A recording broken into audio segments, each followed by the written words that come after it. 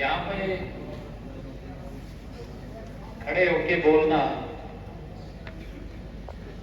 ऐसा है जैसे सूरज के सामने दीपक दिखाना।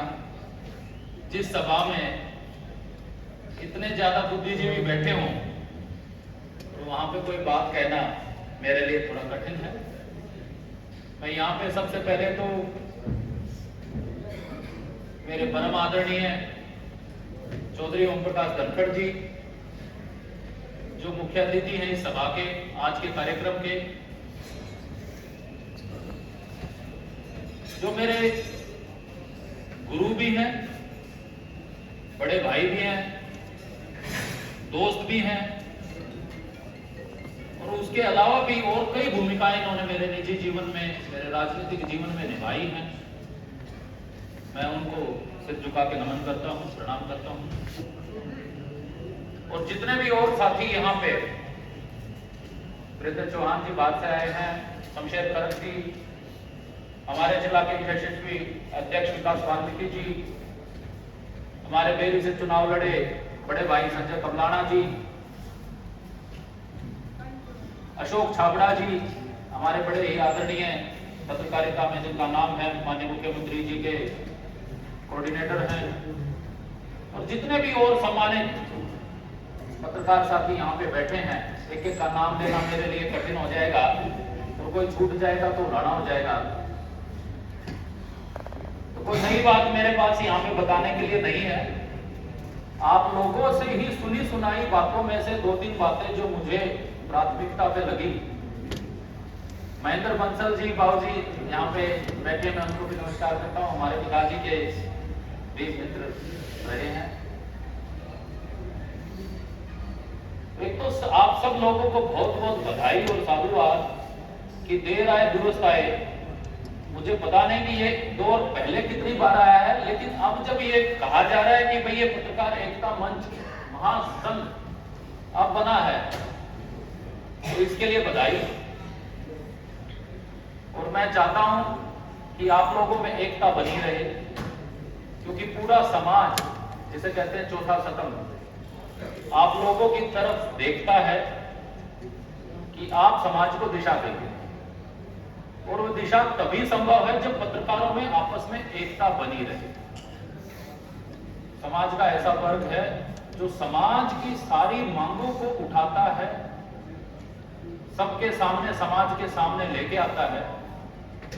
और कई जो मेरे से पहले आदरणीय प्रथम जी ने कहा, श्याम अलावत भाई ने, जिनको मैंने सुना, उन्होंने कहा और साथियों ने कहा कि जो सबकी मांगों को पूरा कराता उसे कुछ मांगने की जरूरत नहीं होनी चाहिए। मेरा तो सिर्फ इतना ही निवेदन है कि समय के अनुसार सब चीजें बदलती भी रहती हैं और जो नहीं बदलता वो रिडंडेंट हो जाता है।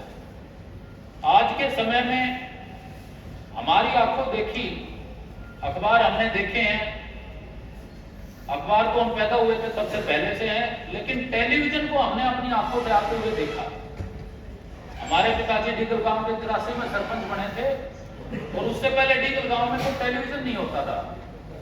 तो सरकार, केंद्र सरकार की एक योजना आई कि भाई टेलीविजन कम से कम सरपंचों के घर पहुंचा दिया जाए।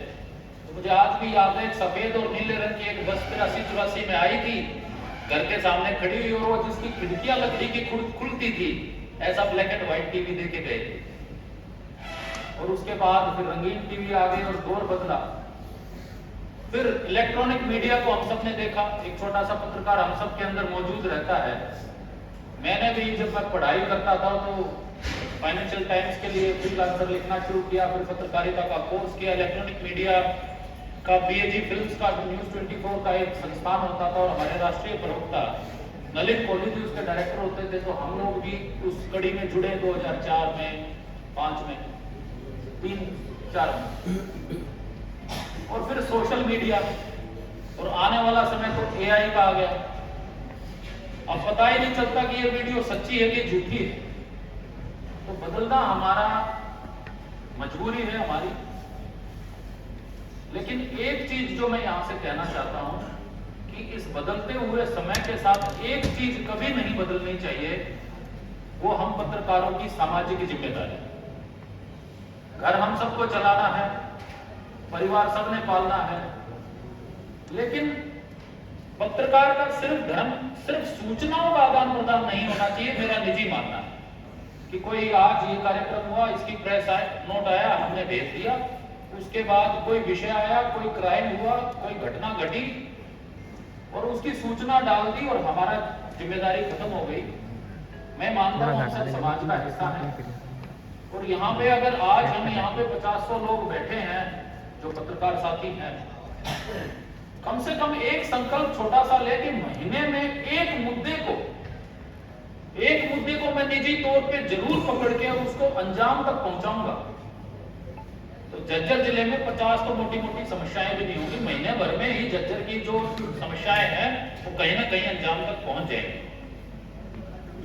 और साल भर में मैं समझता हूं, मान लो रोड टूटा हुआ है, कोई लोगों को असुविधा है, उस एक मुद्दे को एक व्यक्ति अगर पकड़ के उसका फॉलो अप करे, अधिकारियों ने उसको आगे बढ़ाया कि नहीं बढ़ाया, हम सौभाग्यशाली हमें नेतृत्व चौधरी ओम प्रकाश धनखड़ जी का मिला है और ये राष्ट्रीय स्तर के नेता हैं और सब अधिकारियों को, सब लोगों की सुनते हैं, तो सामाजिक सरोकार की बात को हम आगे पहुंचाएं तो मैं समझता हूं कि समाज और बेहतर स्थान बनेगा हमारे आने वाली पीढ़ियों के लिए। मुझे यहाँ पे बुलाया, मुझे मान सम्मान दिया परमेंद्र चौहान जी और उनकी टीम का, सब लोगों का बहुत बहुत आभार, बहुत बहुत धन्यवाद। छोटा सा कार्यकर्ता हूं और आप लोगों के बीच में जो मुझे समझ आया वो बोला, कोई गलती हो तो माफ।